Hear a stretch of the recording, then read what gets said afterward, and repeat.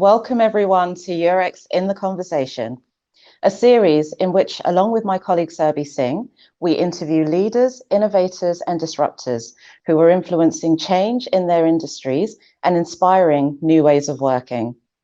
As well as concept creator, I'm also head of account management for Eurex in Americas, based here in Chicago. Surbhi? Thanks, Afriya. Hello, everyone. I'm Surbhi, and I've been working with Afriya since the past 1 year on developing the conversation and the sales representative for equity and index derivatives London office for Eurex. And I hope you guys like what we present here. Thanks, Surbhi. So the importance of technology and access has increased significantly. We only have to look at the speed of adoption seen just this year in 2020.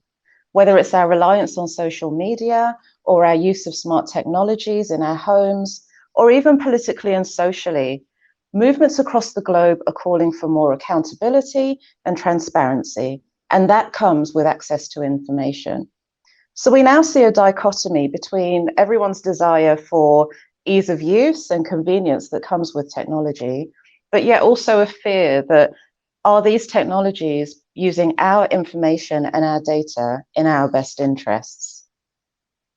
Companies like Microsoft are not only at the forefront of technological advancements, but they're also taking a lead in conversations around the ethical use of data. So I am delighted to welcome my guest, Mr. Thomas Langkabel, National Technology Officer at Microsoft Germany. Thomas, thank you for joining us today. Thank you for having me. Hello, Thomas. So in addition to his position at Microsoft, Thomas is also member of the board of the Digital Government Working Group, Bitkom, in Berlin, and also vice president of Initiative D21, Germany's largest non-profit network for the digital society.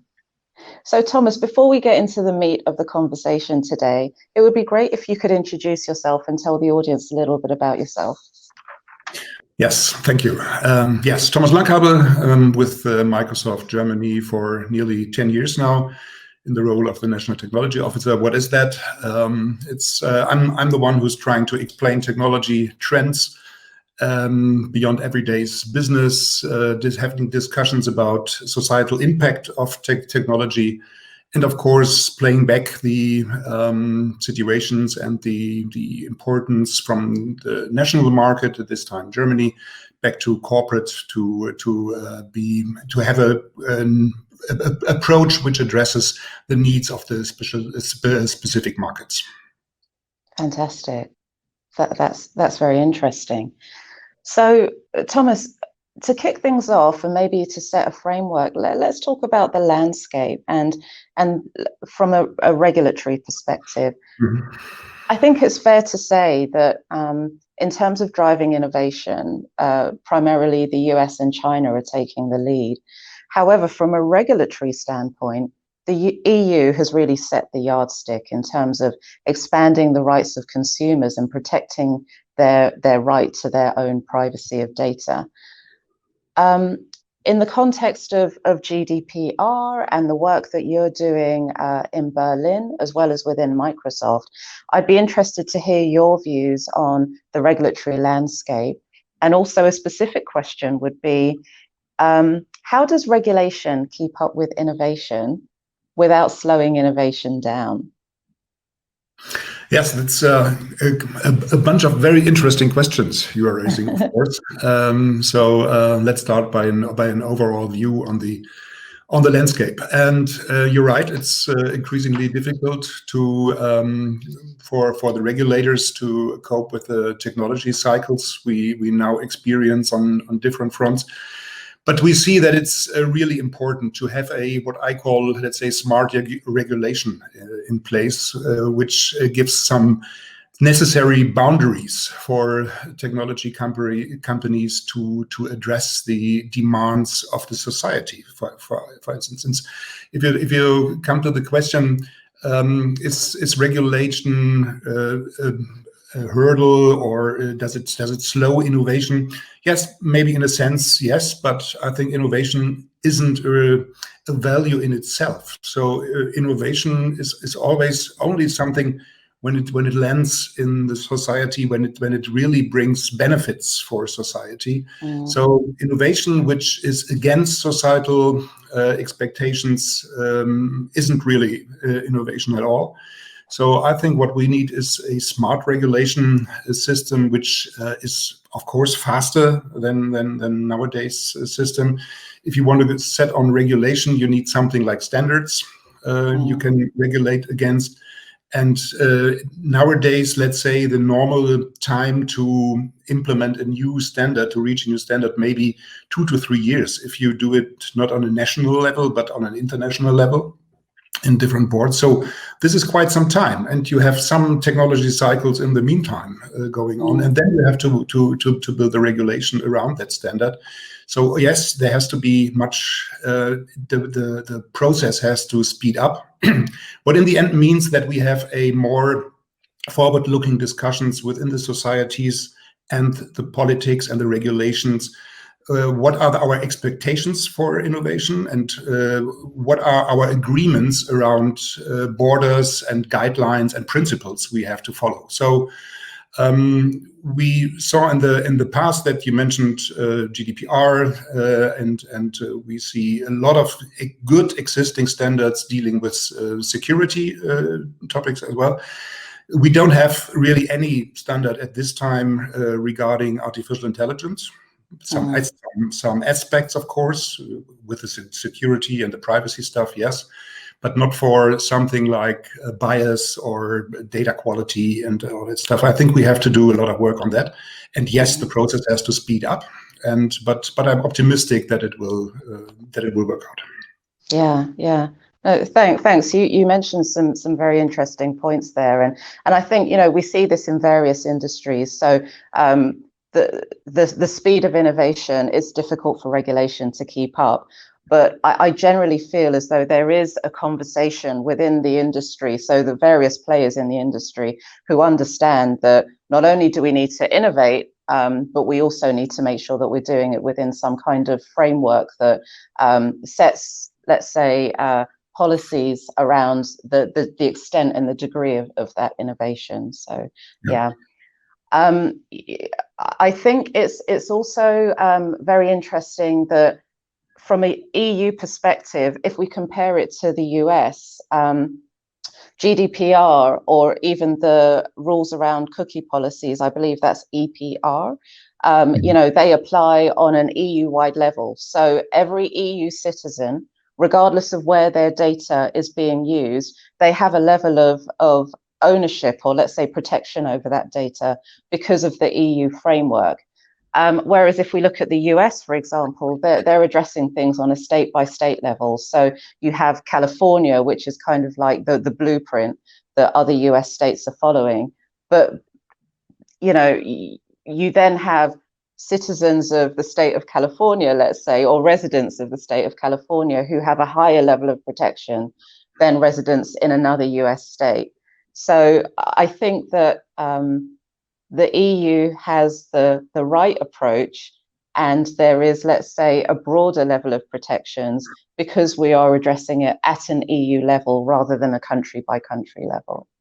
Is that what you hear within the forums that you are in? Are people talking about the fact that the EU approach is not only EU-wide but also extraterritorial? Whereas if we look at other countries, let's say their citizens or their residents don't have that same comfort around the protections afforded to them. Yes, and I think that's actually the success of the GDPR at this time, because it's not only focused of bringing services to European citizens from within the boundaries of the European Union, but if you look to a global digital economy, everyone who's offering services from everywhere in the world to European citizens has to follow GDPR. So this is really a multinational, let's say, global standard now emerging, which from a perspective of a multinational company, an international company, dealing with consumers and customers all over the world, which is quite important, because of course we are, even from an efficiency standpoint, we don't develop systems for specific regulations over and over again. So our ambition is to raise the bar to the level which is necessary all over the world. We really advocate for international standards and for international agreements, which makes it much more easier for us to fulfill the requirements, of course. And that actually is the reason why we very early made the decision that we do not only offer the protection from GDPR to our European customers, but implement all the processes and all the measures in our global cloud ecosystem of products and services. And we offer it to every customer around the world. So actually, this is a good example that a European regulation has a global influence and global reach. And this is helpful for us. Yeah, fantastic. So maybe let's pivot the conversation slightly and talk about that link between data, the acceleration of the volume of data that's being consumed now, and what that means in terms of AI. I mean, AI is now the hot topic. We all had those images in the past of, you know, those terrible 1970s sci-fi movies where robots took over the world. And now, whether we realize it or not, we are in a world where AI is developing significantly. And, you know, whether we're talking about chatbots from a customer services point of view, whether we're talking about, you know, self-driving cars, AI is already around us. And I think we all need to understand what that means and, you know, understand where the challenges are around that. And that's what I'd like to focus on in this part of our conversation. So maybe you can give us a bit of insight on what Microsoft is doing around AI and developments in that area. Yes, I'm happy to do so. You raised, again, very interesting and good questions, even with the reference to Hollywood and all that stuff. So just one remark, I'm not really happy about the term artificial intelligence, because it immediately brings up all these pictures and movies and Terminator and all that stuff, which really derails a lot of conversations in a, from my perspective, wrong direction. Yes, we already have artificial intelligence in our everyday life. A lot of consumers work with Siri, with Alexa. They communicate with Cortana on their PCs. You have artificial intelligence even in your smartphones when it starts helping categorizing your pictures you just taken, and say this is a landscape, or this is a building, or this is a portrait picture. This is AI in the background, actually. So it's there. It's not emerging or something, so it's there. And if you ask me what would be a better name, I don't have an answer, because it's a marketing term already in the world for artificial intelligence.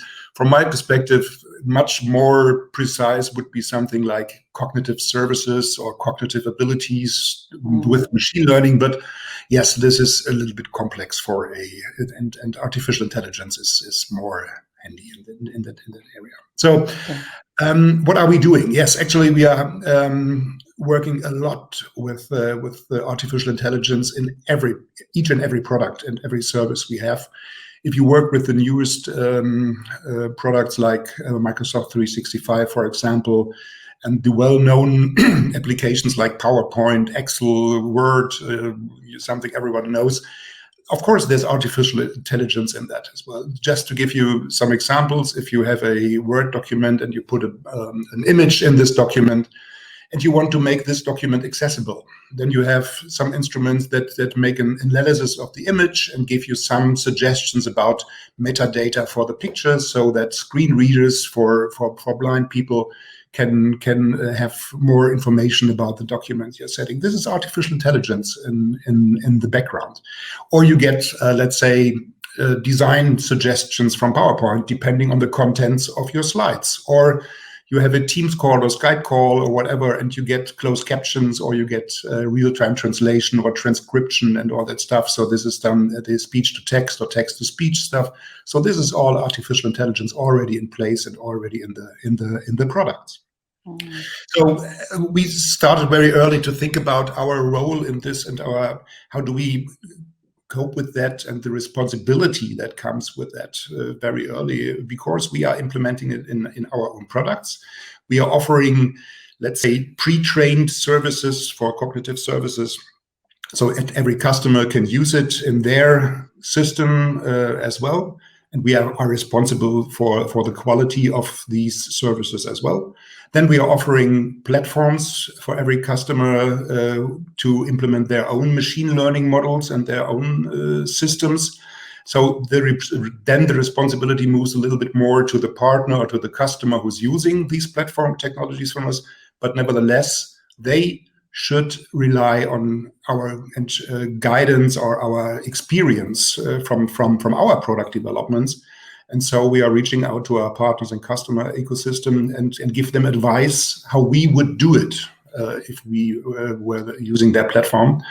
And in the end, because we are the ones who are developing these platforms, we see a responsibility to give advice to politics, to regulators about what's coming, what's ahead, what is the maturity of different technologies, really, and then help them make the right smart regulation I just mentioned. Mm-hmm. Thomas, I'd be interested to get your thoughts on where I see things. So I feel as though currently there's a separation between conversations around ethics and humans, separate to technology and the labs in which those technologies are developed. So to me, it seems as though there is still a bigger societal conversation and a higher degree of education needed to kind of bring those two things together. The understanding that the development of these AIs or the development of this technology has to be aligned with ethics and with, human vulnerabilities. What are your thoughts around that? I think from my perspective, an interesting aspect is that we have a lot of impulses coming from technology, technical possibilities we now see and technology advancements, which makes us aware that we have to start a discussion on ethics and values. And to give you an example, if you look to the agricultural sector, which, by the way, is one of the most and has the highest digitization in place. Okay. If you have a harvester, let's say, on a field, and back in the days, there was the farmer sitting on his harvester, driving across his field, and maybe he sees some small animals and deer lying in the crop, and he can stop the machine and act accordingly, but maybe not. So maybe he's not aware of this. Now that you have the highly digitized harvesters with GPS, with radar, with laser, with you name it, what sensors, the machine, together with artificial intelligence, could highly be aware of any creature in the area of any size, let's say. And so, who is setting the guidelines for the developers of the system, let's say, at what size of an obstacle of an animal in the field the harvester should stop? Is it just a mice, or is it a sort of hamster, or is it so where is the value? You start deciding now we have to stop the machine. And this brings us to because now we are able, from these cognitive capabilities of the machines and cognitive services we have, to have a much broader understanding, to have much more awareness, situational awareness. And that leads to much more responsibility for our decisions, because now we have to make decisions up front when we develop the system. So I think from this perspective, it's a good point that technology makes us aware of maybe missing discussions on ethics and values that we hadn't in the past. So this is the one direction, and the other one, of course, is coming back to my opening statement. I think it's really important that we have a ongoing discussion about ethics and values, because if we are not addressing the demands and the expectations of society with the systems, if the systems fail the expectations of the society, and they more and more prove that you shouldn't rely on suggestions or on advice from an AI system, the harder it is to implement these systems and to make use of it for the society. So we have to think ahead. What are our values? And then think as companies, as long as we don't have a common regulation on that, how do we implement systems that address these values accordingly? Mm-hmm. And just picking up on what you were saying, so would I be right in suggesting that for those of us who are not so familiar with like terminology such as AI or some of the other phrases that we've used in this conversation, would I be right in saying that AIs are effectively computer systems which are taking the mass amount of data that's been generated, taking that data in and interpreting that data to then produce some given result or take some given action? Would that be a good definition of? Yes, absolutely. Yeah. It's the ability to do this in real time, by the way. So not afterwards and collecting all data, then going back, doing some decision making. Good artificial intelligence system, trained artificial intelligence system are able to take in a lot of data from different sources in different formats, process them in real time, and come to conclusions from this data, which humans normally can't do in that speed and that variety of data intake. Sure. And it then comes to this point about developers of AI, users of AI, where the responsibility lies. I've had the fortune to listen to conversations with data scientists on this topic, and also there's a lot of information online as well. What are the key questions that you believe those in this space, so AI developers, should be asking themselves when they are developing these softwares? Yeah, first of all, you have some, it's quite easy to have all day long discussions about ethics, moving forward and backward, and everyone has a different opinion or interpretation of a wording. So I think it's critical that you set some key principles you would like to be followed with your systems or all the developments you are doing.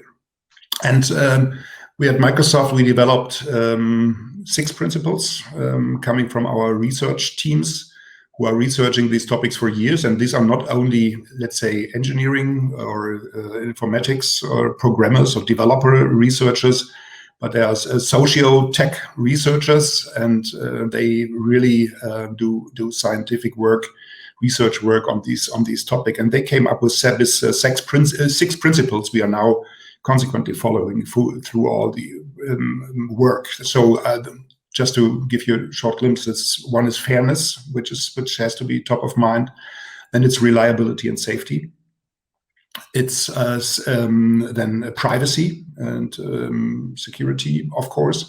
It's inclusiveness, important point, very much overseen in a lot of aspects.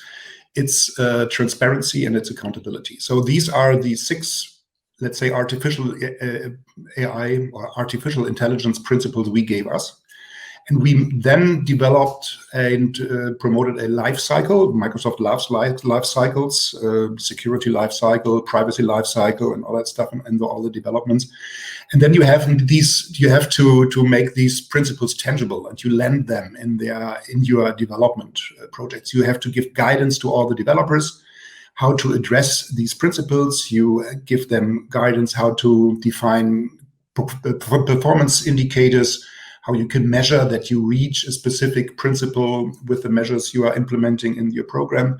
So we have 6, let's say, steps in our development life cycles, and we address each of these artificial intelligence principles. So I think this is the way you should go.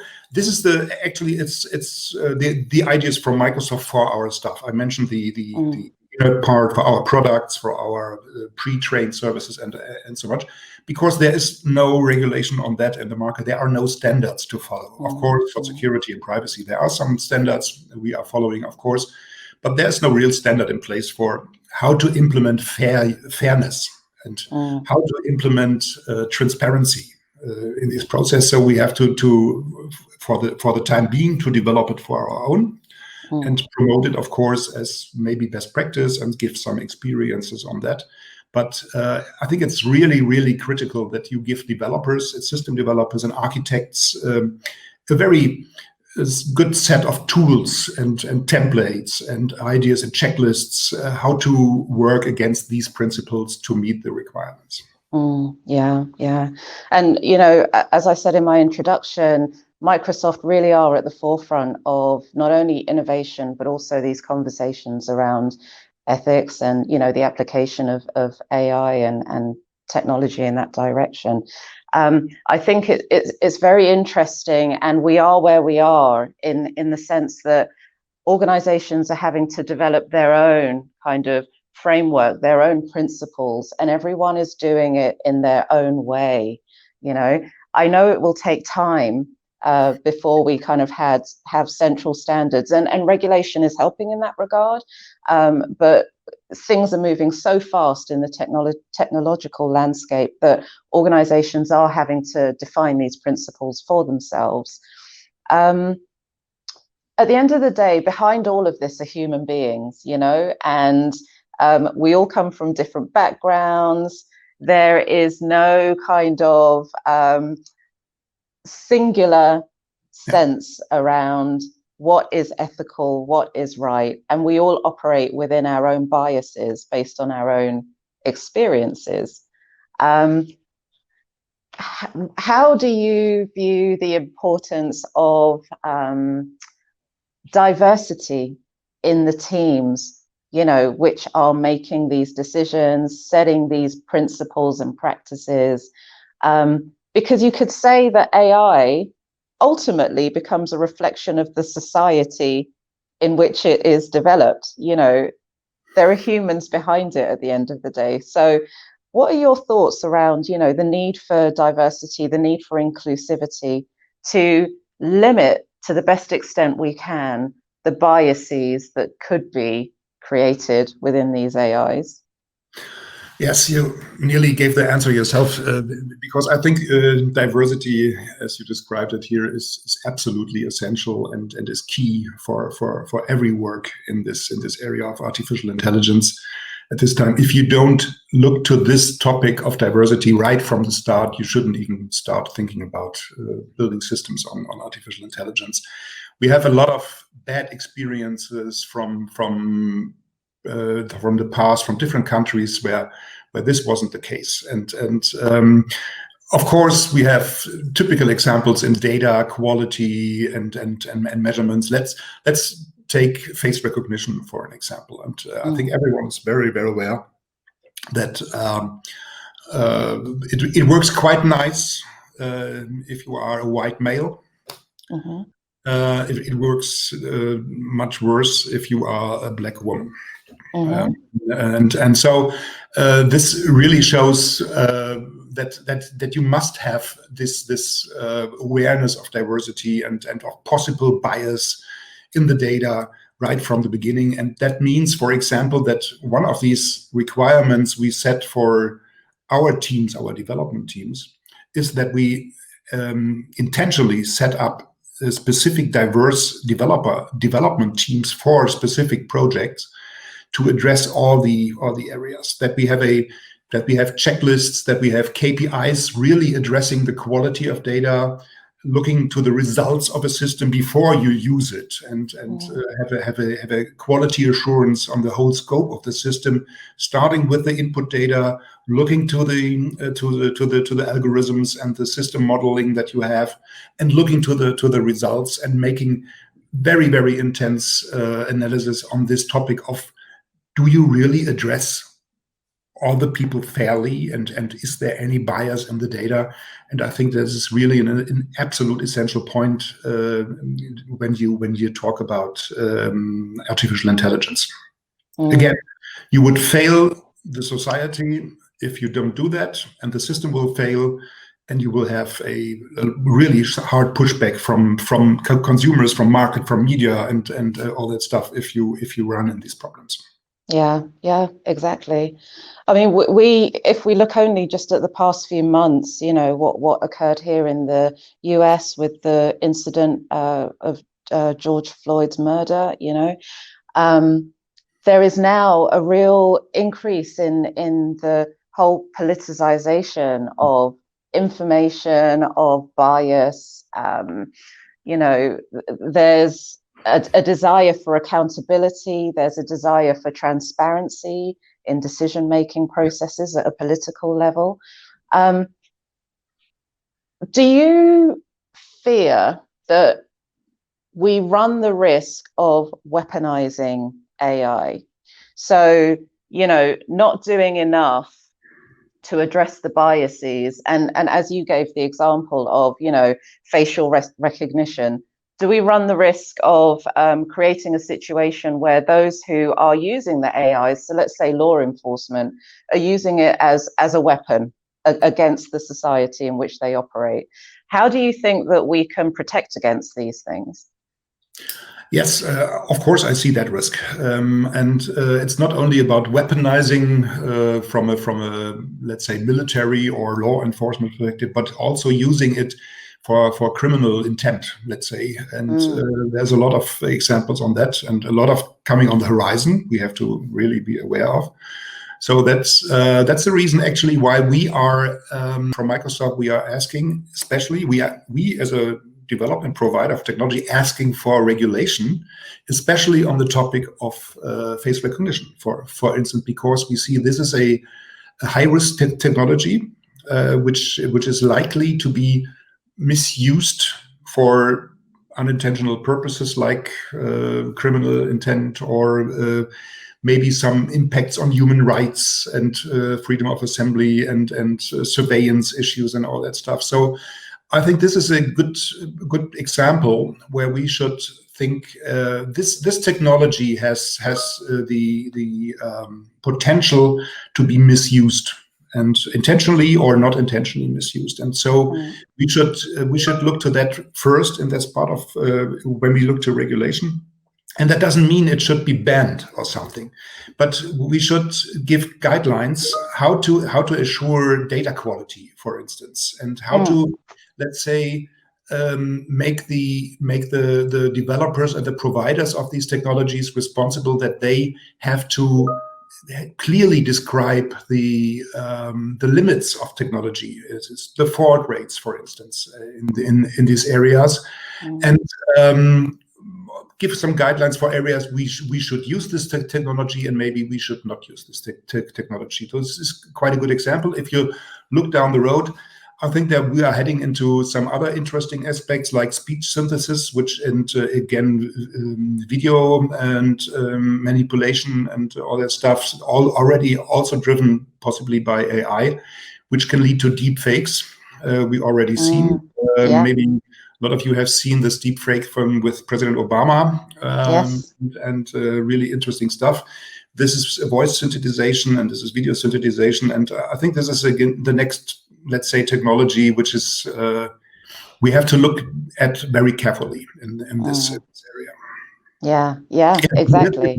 So we have to be very well aware, and so it's responsible, I think, for all the providers of these technologies to very, very early start a conversation with society and with regulators and with politicians about the situation, the perspective of the technology, where do we see risks, and so on. So it's not one against the other. So it's a team play to build a good playing field that the society benefits from these new technologies. Yeah, you're right. And you make a very good point that there must be a societal discussion about, the development. I think there needs to be more awareness, more education amongst the average person around these topics, which are critical to the discussion on AI.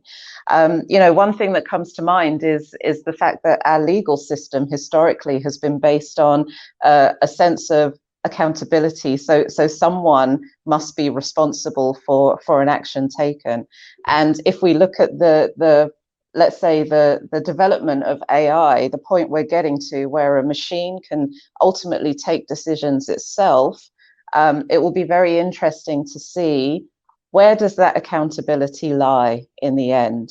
Who is responsible? Is it the developer who built the AI?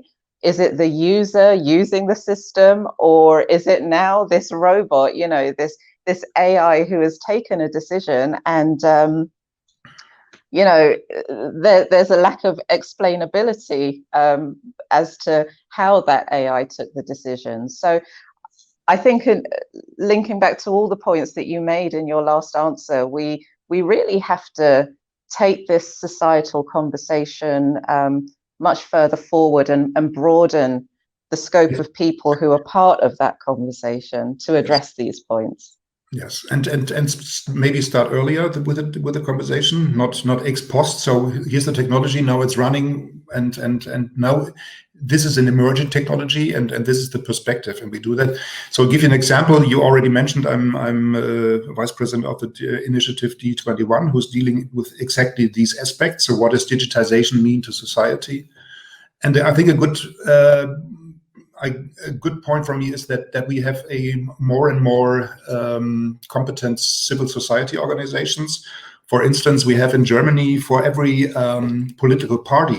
relevant political party, you have digital think tanks in place, which are not driven by the party themselves, but they are civil society groups.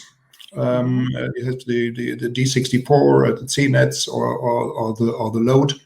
So these are actually forums where a discussion can start early. They bring in competencies. They're not driven by companies and their business interests. And so they analyze the situation quite well, and then give advice to the politicians and to the regulations. So I have the good feeling that our societies are getting more and more aware of these challenges and prepared to be more ready and to be addressing the technology cycles in a higher speed and give more advice to the decision makers on the political level. So that's quite a good development from my perspective. Yeah, that's very positive and certainly a move in the right direction. Yeah. So to bring this conversation to at least this portion of the conversation to a close, we've spoken about the regulation, we've spoken about the ethical aspects, we've spoken about political and social concerns around the development of AI. And also the need for, inclusivity, diversity, to avoid the risk of biases in the development of AI.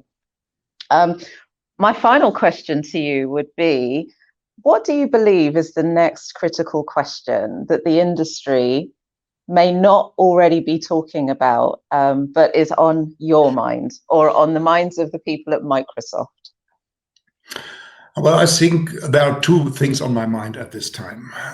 One, if you look from a let's say technology perspective, I think we are facing the next disruption, let's say, will be something that's called quantum computing, and this really brings the capabilities and the the chances to a new level when you look to computational capabilities of systems, with a lot of impacts, not only for dealing with IT and data, with impact on every aspect of our life, from be it healthcare, logistics, whatever. So I think this will be, but it's, let's say, down the road, about till it's for the market, 8-9 years, something like that, until you have these capabilities in the market, and then we have the next challenges to think about, new challenges coming from these new possibilities.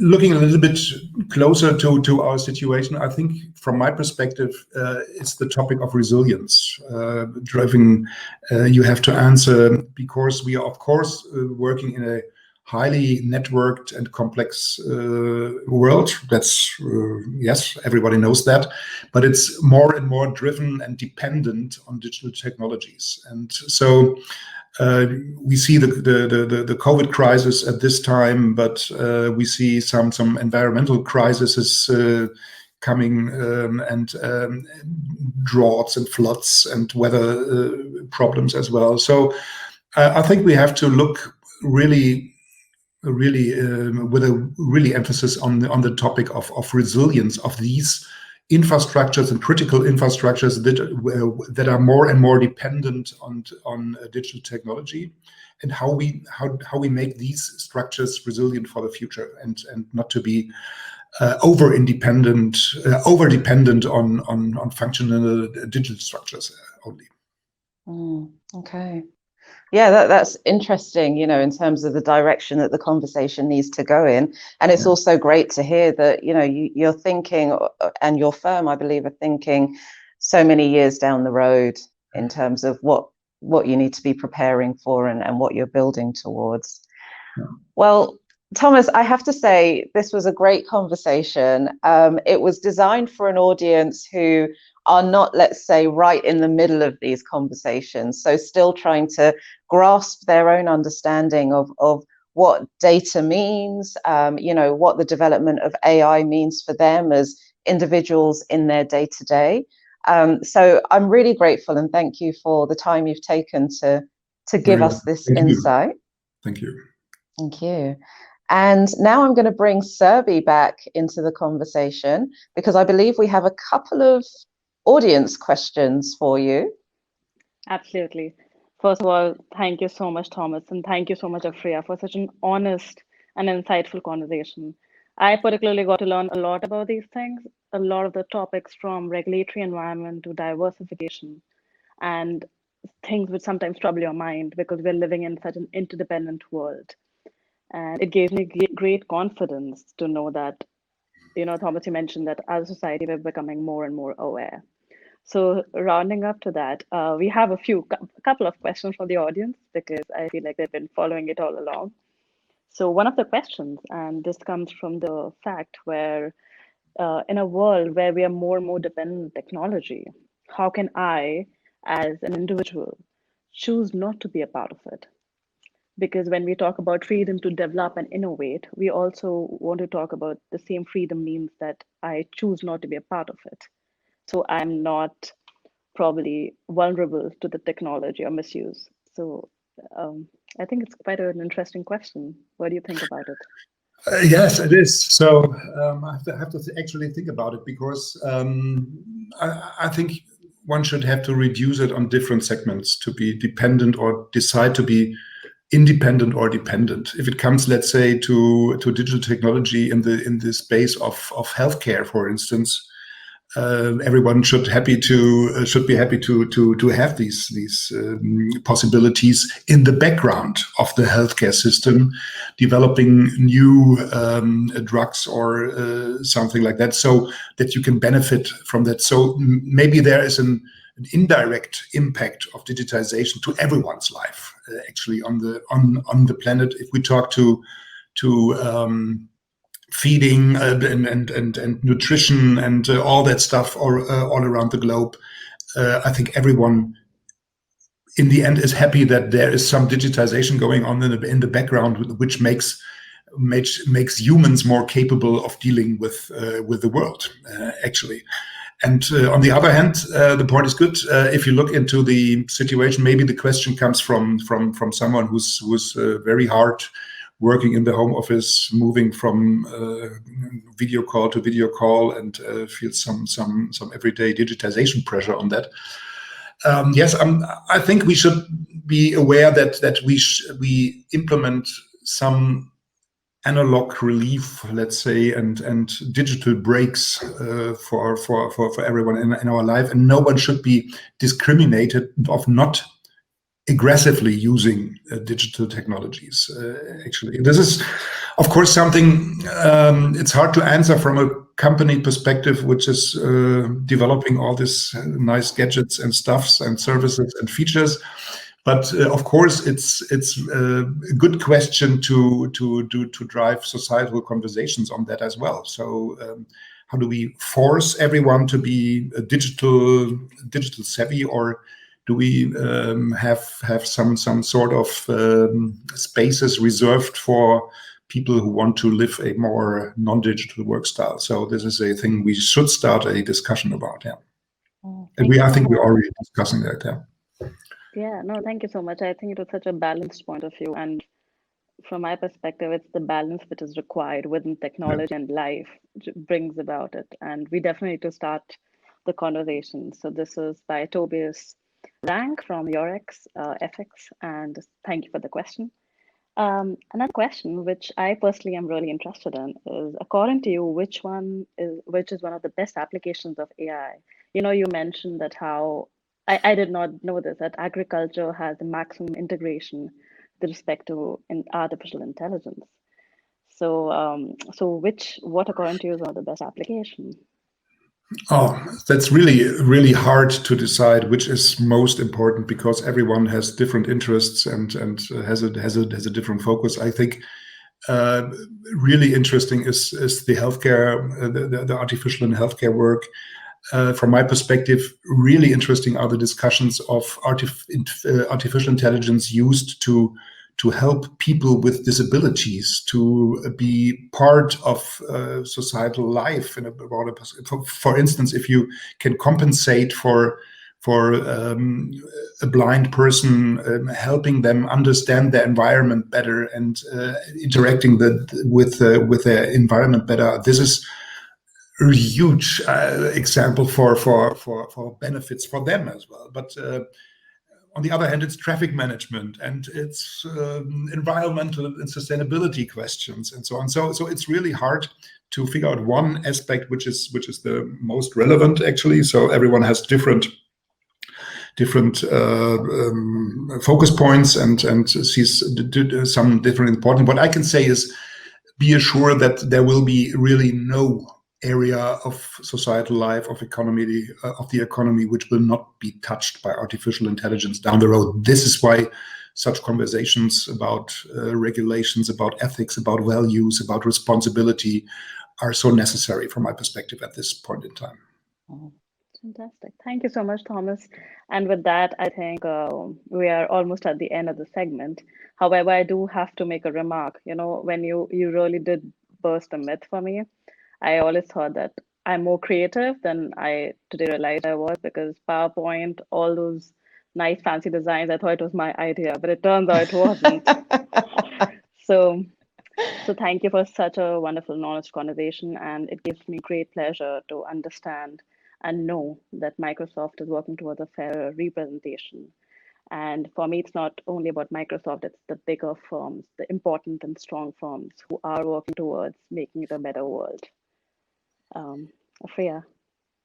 Yeah, thank you. So with that, we'll close the session, Thomas. Once again, thank you for your participation. It was a very interesting discussion, and I hope we don't leave it there. I hope we can continue this discussion in smaller groups. Thank you very much. Thank you. Thank you so much.